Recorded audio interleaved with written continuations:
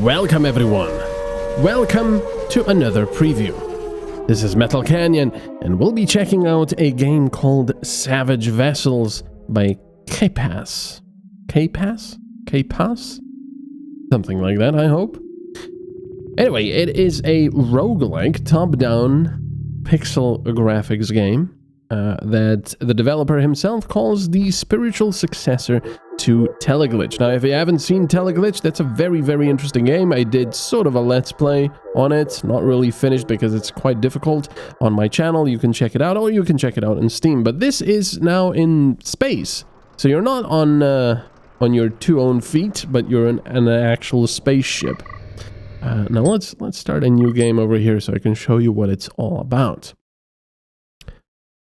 So I'll be doing a lot of comparisons with Teleglitch because, well, it is a spiritual successor. So here's our big ship. Instead of going to teleporter pads like in Teleglitch, you have your own mothership. This is some sort of a carrier. There was some sort of a war with machines, and now there's a weird anomaly that happened, and there's this void, the hyperspace. As far as I understand, the hyperspace has started intruding upon real space.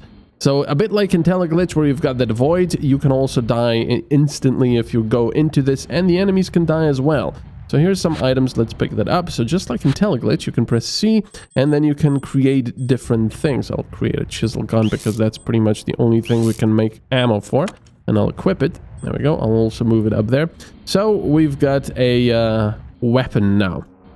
Now, there's also a map, which is sort of useful-ish. That tells you where you've been and where you haven't been yet too. But pretty much in every map you have 3 navigation points you have to go to sort of triangulate your position because, well, because of this anomaly, everything is going weird and you don't really know where you are, so you need to check it out.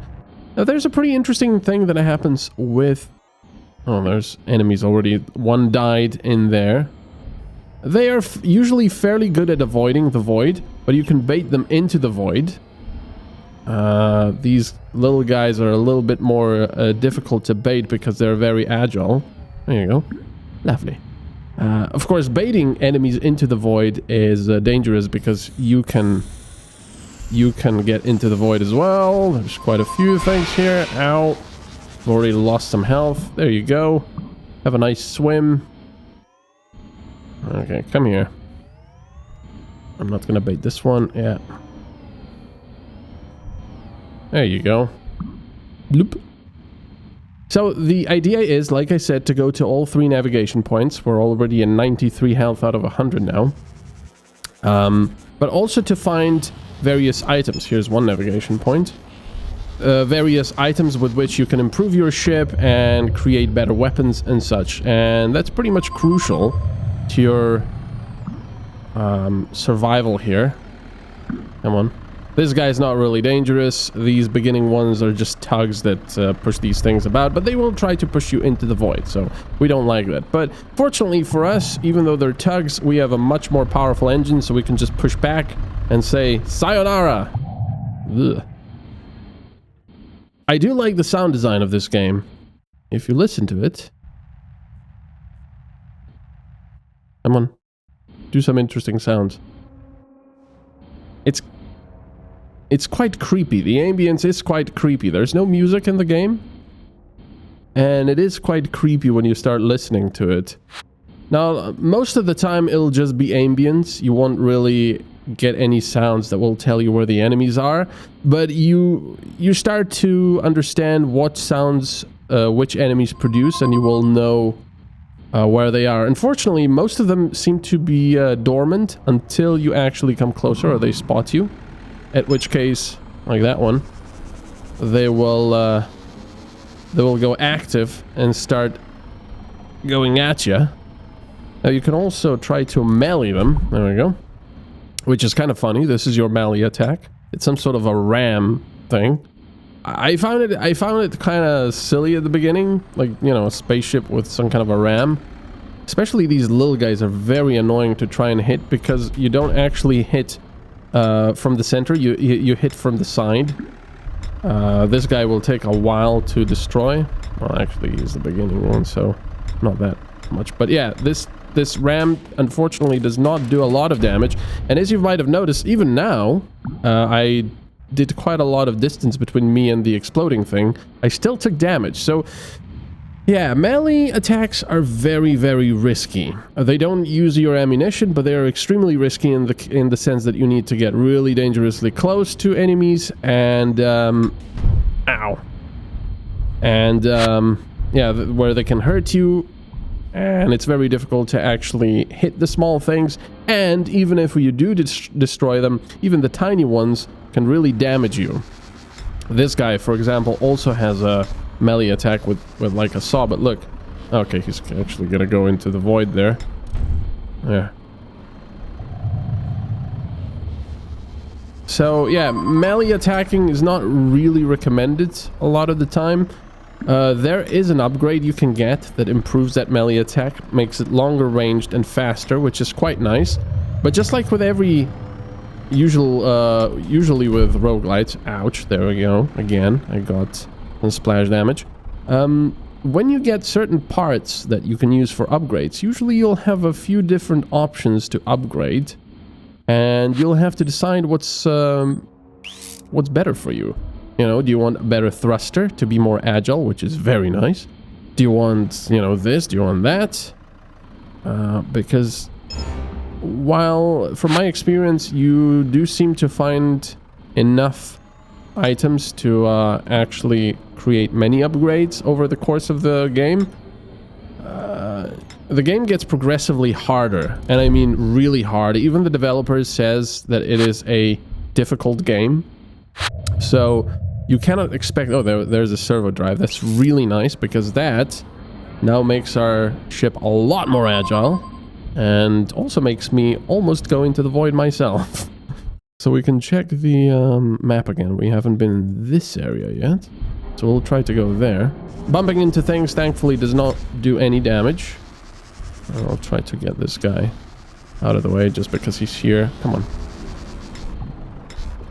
Once you do hit them, they do seem to sort of go into this limbo state for a split second, which is kind of useful, especially if you're trying to bait them into the void, because they do lose all control over their ship. Now, as far as I understand, these are robots of some sort. Saw blades. Oh, let's make more chisel ammo. There. The one thing... I do have a few complaints about this game, but let's first talk about the positives. The positive is I really like how the graphics look. I really enjoy the design of the enemies. They get progressively more creepy looking. These tugs, for example, they're just, you know, they're fine. They're little robotic tugs moving these large containers about. Go! Ooh, that was close. There's, you know, space stations, outposts, and stuff like that. But you do feel very, very alone, because I've been playing for a little while now and I haven't seen a single human around, or a friendly. Just like in Teleglitch. I think we're done here. Yeah. You've also got these little computer analysis things, which gives you sort of a little bit of a backstory, but you don't have to read it. So there we go. We're going to prepare for landing, go back, and go. This basically takes you to the next level. Oh yeah, one thing I forgot to mention is that... Let's continue. Is that large objects... The game does actually explain that to you via the computer analysis and such. Large objects, such as your carrier, this big thing, push the void away and create more real space, or push hyperspace away. I believe the void is supposed to be hyperspace intruding upon real space. But here's the really interesting thing. See this thing? It's actually throwing a shadow of vision. So what we can do is push it, and you will notice that it expands real space. Now, I thought that was really, really cool right at the beginning, and even, you know, you'll see it on the map here. I thought it was really cool in the beginning. Unfortunately, I haven't really found a use for it. I mean, it is kind of nice. You'd think, oh, I'm going to, you know, get a big asteroid here, or a big chunk of rock, and then push it to the other side of the map so I can avoid the rest of it and the enemies. but that's not really a viable solution, because you do want the items that are strewn about each map, because without the items you'll have a bit of a difficult time surviving. Oh, this could be interesting. Let's try to bait these guys. There's 2 of them. You go as well. There you go. Perfect. So it is very important to get the various items that are around the map, because like I said, here's some spare parts. Spare parts are pretty much medkits, but they're also used for crafting. So we're at 86. I'm not going to use any spare parts yet. Oh yeah, let me show you the chisel gun. It's nice that you can actually see it embedded in things. There we go. And this is a one-shot, so we don't have to reload it. But later on, you can upgrade it to a... oh, here's a big guy. Look at the design of the enemies. I really like that. And he's actually caught his own buddy over there. Now, what they do is they attach with those things and pull you towards them to try and attack you with their big drill. There you go. Maybe he's gonna get a little bit of damage from... Oh. I thought he was gonna... Let's push him into the void, shall we? Bye! Now, those guys are not a high enough mass to actually push back hyperspace. But yeah, like I said, you do need to go around the map and explore it to find all the items you can. Because without them, it's going to be really difficult surviving. So let's try to bait these guys into the void. Now, you might be wondering, wait a second, why are you doing this? Why are you baiting them into the void instead of actually destroying them and looting them? Well, that's a bit of a disappointment for me, but there is zero reason for you to fight enemies in the game. Or should I say, there is zero... Oh, come on. These guys are slow, but they're annoying. They take quite a few hits. Oh, see, this thing is being pushed over here, and it's expanding the hyperspace, but I do have to be careful. Come on. I'm gonna try to push him. There we go. I was way too close for comfort. See, that's why you don't want to be messing around with this. But anyway, pushing them into the void is the best option, because they do not drop any loot, which to me is a bit of a missed opportunity. But also a pretty easy fix. Well, probably not in a coding sense, but easy fix as in, you know, gaming sense. Because you really have no... Let me get this. You really have zero motivation to fight enemies. Because fighting only brings you danger and loss of resources. And possibly damage. And possibly death if you play around with, you know, the void and such. However, if you just ignore them, you're not really losing on anything, because none of them seem to drop any loot whatsoever. And again, I think that's a big missed opportunity, because fighting enemies usually in games gives you some kind of reward, whether it's XP or loot, or usually both. And over here, there's really no XP, so just like in Teleglitch, your character gets better as you yourself get better at playing over the course of games, and you also get better items as you find items and create more things. But here, really the only items you will find are the ones that have been put down by the developer.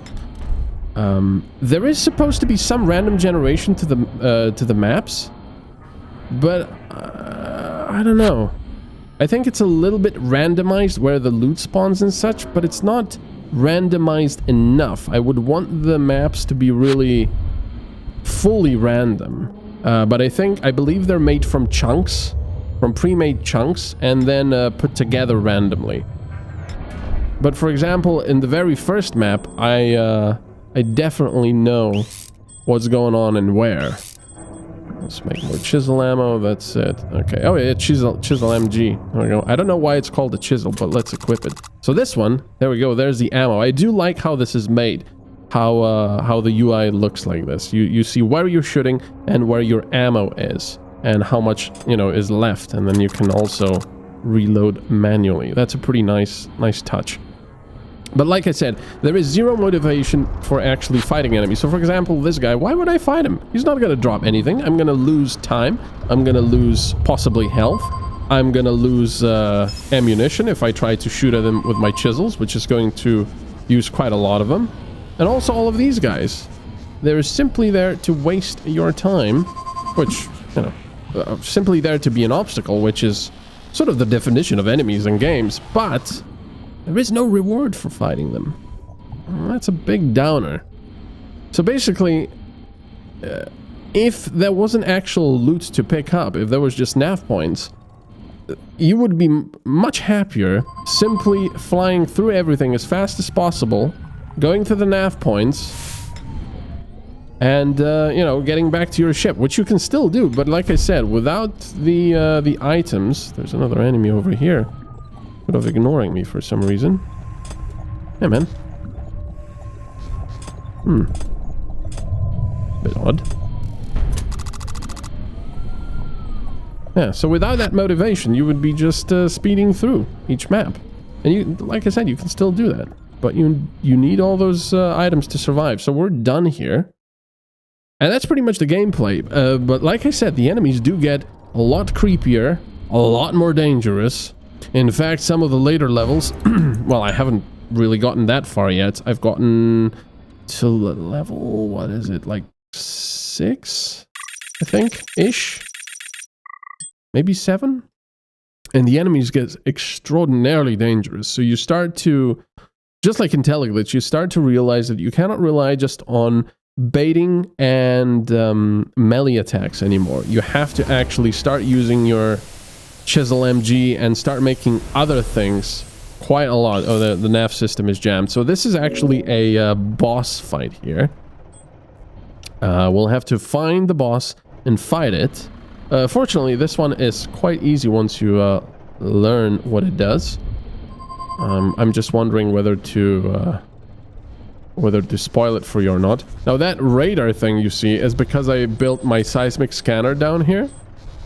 These guys are stationary, by the way. They'll still try to get you. See with that drill. But you can, you know, just destroy them with impunity from the side. It's not a problem. It just takes a while. And he actually put that, he pulled that piece of rock to him with the harpoons. It's pretty cool. And that guy down there is just going crazy. Now, see, there's really zero reason for me to be doing this unless this guy was in a place where he was really annoying, trying to get me every time. But you get zero loot from it. And really the satisfaction level goes down. They do explode in nice explosions, but again, you get nothing from it. You waste time and resources, and you can also get damaged from the explosion ensuing after the fact. So it's a double whammy. I really do think the enemies should give you loot. Not all of them, but, you know, sometimes. So let me show you what happens with the... there we go. Those guys come out. Lots of them come out.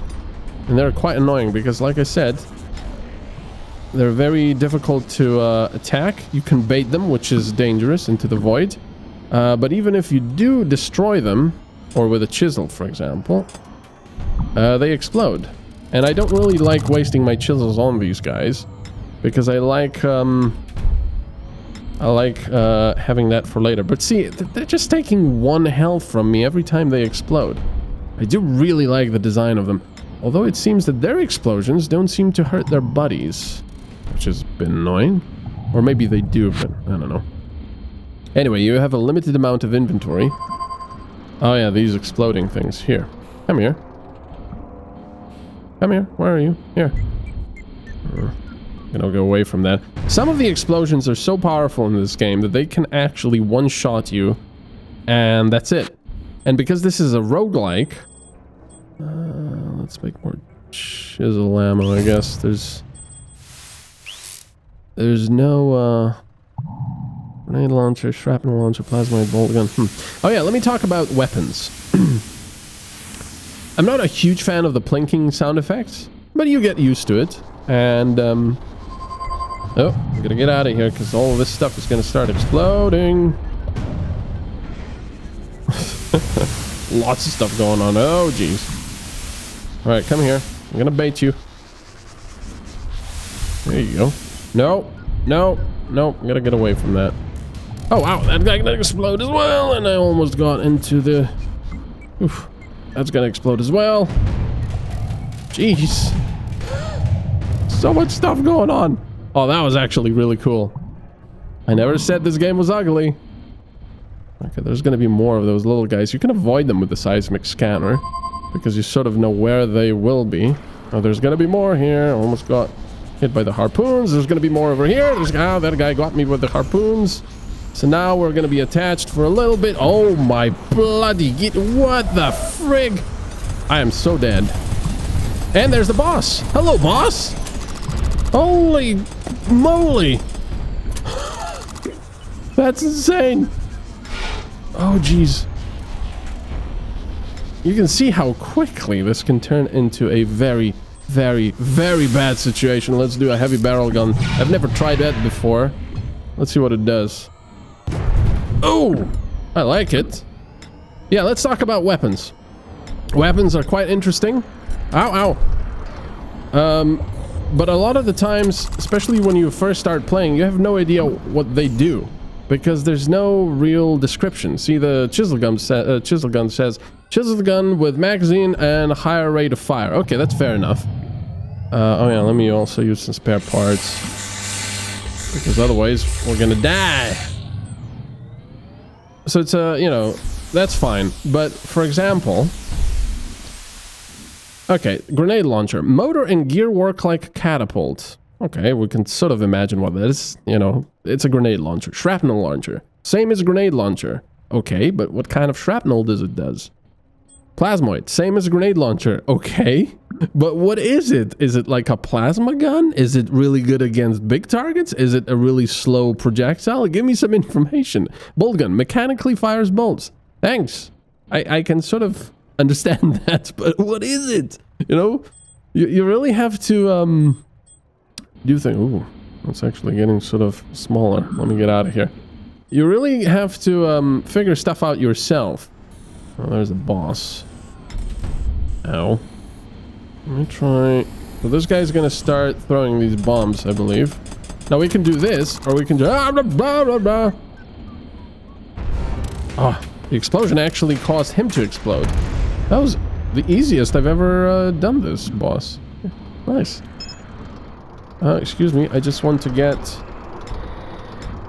that item over there.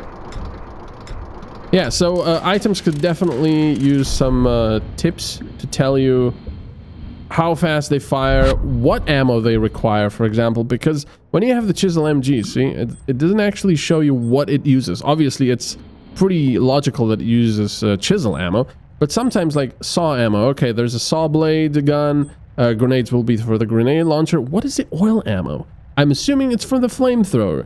Shrapnels, okay, for the shrapnel launcher, but then you have other things like, I don't know. I don't really have them here right now, but there's other things that make you scratch your head and not knowing what they do until you actually try them out and use them. That's a bit odd. I think that's the... Yeah, oh wow, it went far away. We don't want to go there. Hey man. Here. Ow. I do like that sound effect though. I just wish my RAM would have more of a punchy sound effect as well. Again, zero reason fighting those guys, unless you just want to get them out of the way, so you can get some... Ow, ow, ow. More of them there. There are some items over here. Wow, I left a lot of items everywhere. So yeah, that's about the enemies. Like I said, they do get very interesting and creepy at the same time. I would like to just imagine they're all sort of alien robots. It does say at the beginning of the game that there is sort of a race of spacefaring robots. That's what the war was all about, and it shows these guys, but then it sort of says that these belong to the mining company. I don't really know. Enemies dropping loot, that could certainly be improved. I think it's a small tweak that would really benefit the satisfaction of killing stuff. Just like in, you know, Teleglitch, some enemies do give you stuff when you kill them. So you have to think, do I actually want to try and kill him or just run away, or, you know. And same thing over here should be. It's a lot of stuff. I've never tried the brain am before. Let's try to bait these guys. Woo! Woohoo! Oh, that's kind of cool though. Come here. Get some speed, and there you go. Boop. Yeah, also slightly more random generation of maps would be nice. What else? Oh yeah, and there's of course really... Oh, chocolate compensator, RAM booster. Oh, there's a RAM booster, by the way. Oh, and the rear turret! I didn't know I could make that here. I never managed to do that. Let's do the rear turret. I kind of like that one. So now the rear turret will fire at enemies without the use of any ammo. It doesn't really do that much damage, but it's quite useful for especially smaller enemies. Like those little flyer ones. Well, I mean, they're all sort of spaceships. Excuse me. Excuse me. That's not really going to do much. I mean, I can try, but... You have to have your behind turned towards them. But it's nice having a automatic turret that doesn't actually use ammunition. I'm quite happy with that. Now I don't necessarily want to end this. There we go. Get out of there. Still more items here. You have to be careful about these miners as well, because they will do a lot of damage to you. And they can do a lot of damage to the enemies as well, but they're usually smart enough to avoid them. So now it says return to the carrier. There's still something down there, which we can go and get. But yeah, loot from enemies, more random generation of the maps. What else? You might have gotten the impression that I was just, you know, complaining about this game, but it's genuinely a fun game. It's very hard, make no mistake. If you don't like hard roguelikes, you might not enjoy this because it isn't easy. I've died numerous times. Oh, and yeah, you cannot really save and keep going. If I press escape here and abort game, it'll simply make it like we've been destroyed, and that's it. You cannot continue. You have to finish a level like this, and then click save and exit. That's the only way to really continue your progress. Yeah, if I do save and exit, that's the only way to continue from level 4. If you exit there, or if you have no time, well, tough luck. You'll have to get to certain checkpoints where you can select a new game, and then select which one you want to do. Oh yeah, I got to level 5 then, I suppose. Food. And then, yeah, I did the stupid thing. I pressed escape, abort, because I had something to do, and it didn't save. The good thing is, if you do start a new game from one of these levels, you actually start with plenty of very, very good resources and weapons. Actually, you can make weapons yourself, so it's pretty powerful. I thought it would be extremely underwhelming starting from a different level, just like in Teleglitch, where I believe you sort of, yeah, you don't really start with a lot of things you would want.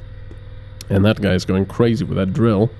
But yeah, I really enjoy Savage Vessels. It's about a month from release, I think, something like that. I'll put down the description to the Steam link below.